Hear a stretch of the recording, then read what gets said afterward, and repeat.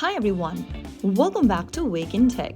In this video, we are going to learn how to convert Word to PDF using the Word application on mobile device. So first of all, launch open the Microsoft Word app on your mobile device and open up the document you want to convert.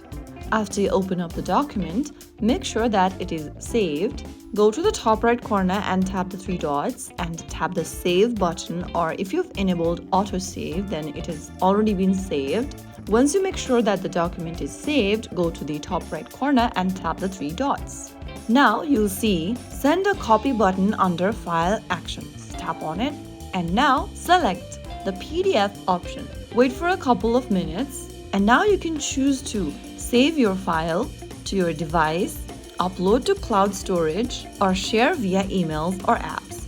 Select any one options, and that way you will be able to convert Word to PDF. If you found the video helpful, don't forget to like, share, and subscribe to our channel.